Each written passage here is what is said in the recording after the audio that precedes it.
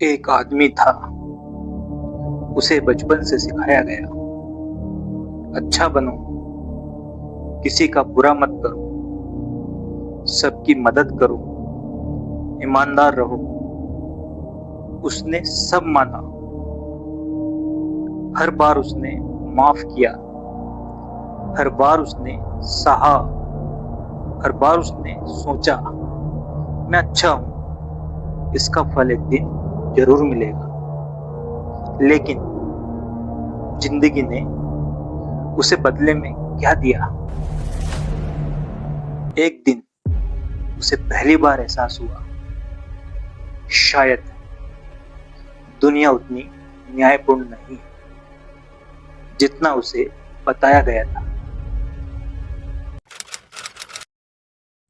क्या आप भी अंदर से एक घुटन महसूस करते हैं कि आप हमेशा सबका भला सोचते हैं, कभी किसी के साथ बुरा नहीं करते, फिर भी लाइफ आपके मजे ले रही है? और दूसरी तरफ वो लोग हैं जो बेईमानी और चालाकी से पेश कर रहे हैं, वैभव भोग रहे हैं। अगर आपके मन में भी ये सवाल है तो आज का एपिसोड आपके लिए बहुत उपयोगी होने वाला है। आज अध्यात्म और न्यूरोसाइंस के जरिए हम उस ट्रैप को तोड़ने का प्रयास करेंगे जिसे आप अपनी अच्छाई समझते हैं, तो बिना किसी लाग लपेट के सीधे मुद्दे पर आते हैं।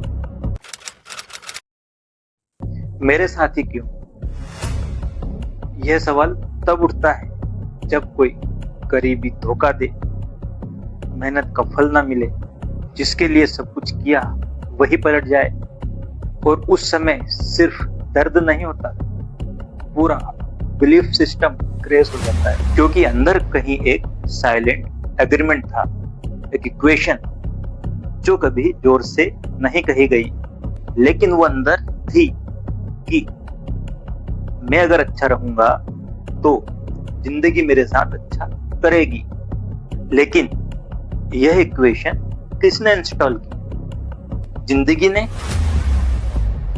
या फिर आपके उस सॉफ्टवेयर ने जो बचपन से आपके अंदर लोड हुआ है? सोचिए, अगर एक बहुत अच्छा और दयालु आदमी पहाड़ी पे से गिरता है तो क्या ग्रेविटी ये चेक करेगी कि ये अच्छा है या बुरा है? नहीं। प्रकृति भावनाओं से नहीं चलती, वह लॉस पर चलती है। एग्जिस्टेंस कोई रिवार्ड मशीन नहीं है कि आपने अच्छाई का सिक्का डाला तो बदले में आपको सुख का पैकेट मिलेगा। तो फिर ये इक्वेशन कहां से आई?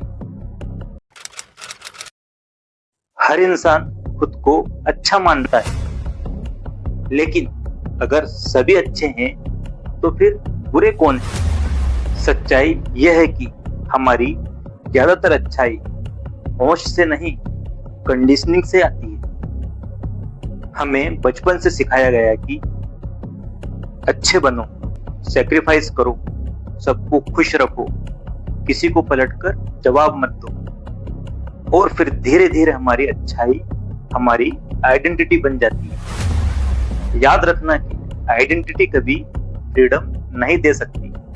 सच तो यह है दोस्तों, हमारी 90% अच्छाई निस्वार्थ नहीं होती है। यह एक ट्रांजैक्शन होती है, यह एक डील होती है। हम दूसरों के साथ अच्छा इसलिए नहीं करते कि हम जागरूक हैं, बल्कि हम अच्छा इसलिए करते हैं क्योंकि हमें रिजेक्शन का डर है, हमें अप्रूवल चाहिए, हमें कॉन्फ्लिक्ट से बचना है, हमें प्यार खोने का डर है। यह अच्छाई नहीं, यह डर का यूजर इंटरफेस है। बाहर से तो दिखता है काइंडनेस, और अंदर चल रहा होता है फियर, डर। श्री कृष्ण कहते हैं, जब मन किसी चीज पर टिकता है तो अटैचमेंट होता है, अटैचमेंट से इच्छा पैदा होती है, इच्छा पूरी ना हो तो क्रोध आता है, और क्रोध से दुख होता है। यह साइकिल तब शुरू होता है जब हमारी अच्छाई के पीछे एक हिडन एक्सपेक्टेशन होती है। जो कर्म या भलाई बदले में किसी उपहार की उम्मीद के या फल के लालच से की जाती है, उसे श्री कृष्ण राजस मतलब स्वार्थी कहते हैं। हम अच्छे इसलिए नहीं है कि हमारा स्वभाव अच्छा है, हम अच्छे इसलिए हैं क्योंकि हमें अच्छाई का रिटर्न ऑफ इन्वेस्टमेंट चाहिए। कहने में कितना अच्छा लगता है ना कि देखो मैं कितना अच्छा हूं, तो एक और तो तुम अच्छा होने का सुख भोगना चाहते हो, बताना चाहते हो सबको कि मैं अच्छा हूं, और दूसरी तरफ वो वैभव भी चाहते हो जो बुरे आदमी ने गलत तरीके से कमाया है। तुम्हें दोनों हाथों में लड्डू चाहिए। तो सवाल यह नहीं है कि अच्छे लोगों के साथ बुरा क्यों होता है, बल्कि सवाल यह है कि क्या वो वाकई में अच्छे थे। जरा रुकिए और अपना सोर्स कोड देखिए। आप ना क्यों नहीं बोल पाते हैं, आप बाउंड्रीज क्यों नहीं बना पाते हैं, आप सेक्रीफाइस क्यों करते रहते हैं?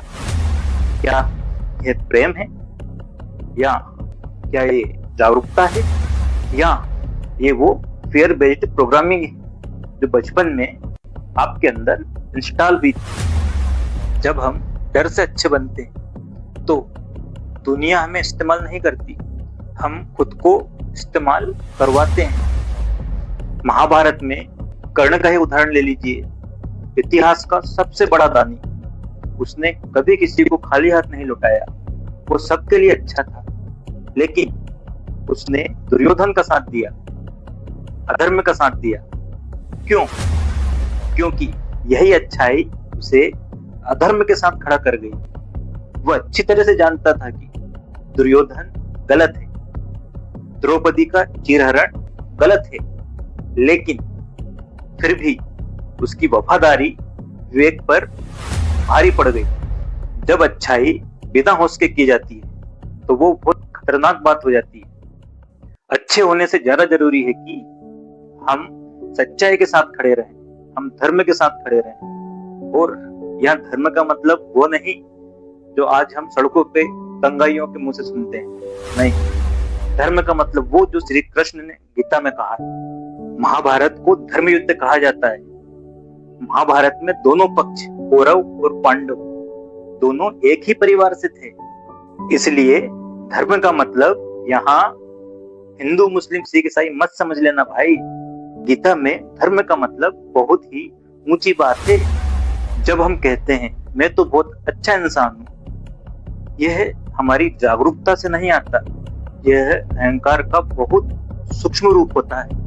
और यह अहंकार कभी कभी बहुत खतरनाक रूप ले लेता है। एक पिता जिसने पूरी जिंदगी ईमानदारी से जी, ऐश नहीं किया, मजे नहीं किए, समाज में एक आदर्श इंसान की छवि बनाई, लेकिन अब उसका बेटा लीक से हटकर कुछ करना चाहता है, रिस्क लेना चाहता है, पैसा कमाना चाहता है, तो इस अच्छे पिता को अपने ही बेटे से चिढ़ होने लगती है। क्यों? क्योंकि उन्होंने अच्छा बनने के चक्कर में जो जिंदगी भर घुटन झेली है, अब वो उनका अहंकार बन गई है, अब वो उनकी आइडेंटिटी बन गई है। और वो आइडेंटिटी, वो अहंकार अपने बच्चे की आजादी को बर्दाश्त नहीं कर पाता है। यह अच्छाई नहीं है, यह एक मानसिक बीमारी है। अगर दुनिया के लोगों को दो भागों में बांटना है, उन्हें अच्छा और बुरे में मत बांटिए, बल्कि उनका सही बंटवारा तो यह है कि होशमंद और बेहोश। जब सिस्टम क्रैश होता है, जब ट्रांजैक्शन फेल होते हैं, डील फेल होती है, जब एक्सपेक्टेड आउटपुट नहीं मिलता, तब इंसान कहता है मैंने सारी जिंदगी सबके लिए जिया, सबकी सेवा की, किसी का बुरा नहीं किया, फिर मेरे साथ यह क्यों? और यह टूटन कभी कभी इतनी गहरी हो जाती है कि फिर इंसान सोचता है कि मेरे साथ तो बहुत नाइंसाफी हुई है, क्यों ना इससे अच्छा कि मैं आत्महत्या कर लूं। ठहरिए, मेरी बात ध्यान से सुनिए। आपके साथ कोई नाइंसाफी नहीं हुई है। आपको जो सजा मिली वो है बेहोशी की सजा। और यह सवाल कि बुरे लोग मजे ले रहे हैं, इसका जवाब सुनिए। बुराई का फल बुराई करने से पहले ही मिल जाता है। बुरा करने के लिए बुरा होना पड़ेगा, और बुरा होना अपने आप में एक सजा है। जब किसी ने किसी का बुरा किया तो उससे पहले ही वह ईर्ष्या, नफरत और लालच की आग में जल रहा होता है, और वो जलन ही तो सजा है। न्यूरोसाइंस भी यही कहता है।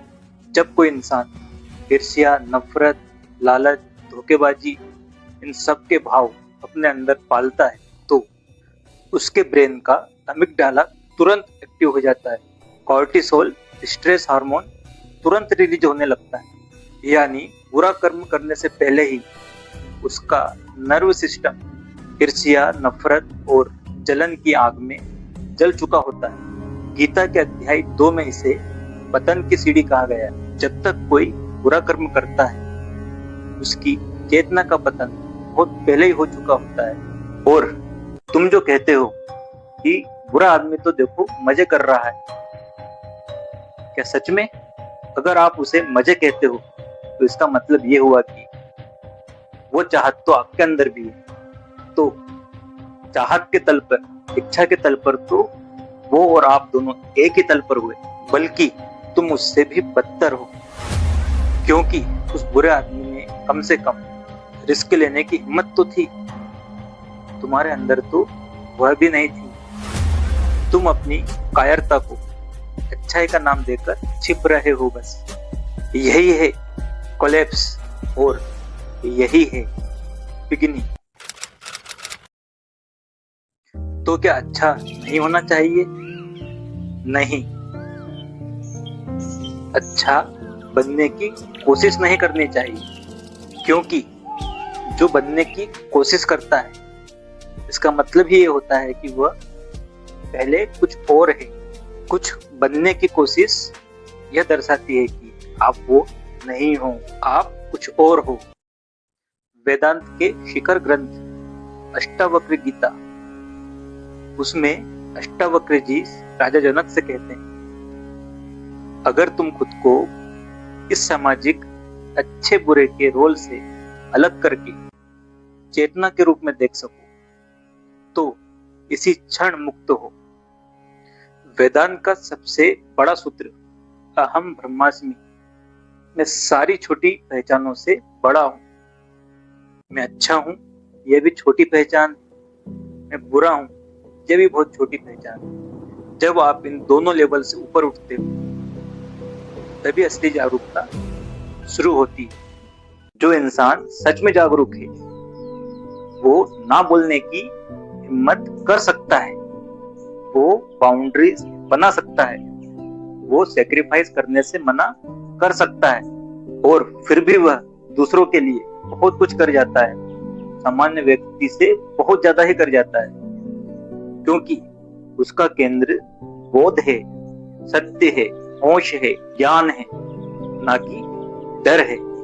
जब तुम बोध में जीते हो तो तुम फिर दूसरों को दिखाने के लिए अच्छे नहीं बनते। तुम्हारी मौजूदगी ही मंगलकारी हो जाती है। बेहोश अच्छाई किसी काम की नहीं, बोध ही अच्छाई है। आपको क्या लगता है, क्या आपकी अच्छाई वाकई निस्वार्थ थी? कमेंट सेक्शन में अपनी ईमानदारी से राय दीजिए। अगर यह वीडियो आपको अंदर से हिला गई तो इसे एक बार फिर से देखिए। पहली बार जब हम देखते हैं तो डिफाइन करते हैं, दूसरी बार जब देखते हैं तो समझते हैं। बुरा जो देखन में चला, बुरा ना मिले आको, जो मन खो जा अपना, मुझसे बुरा ना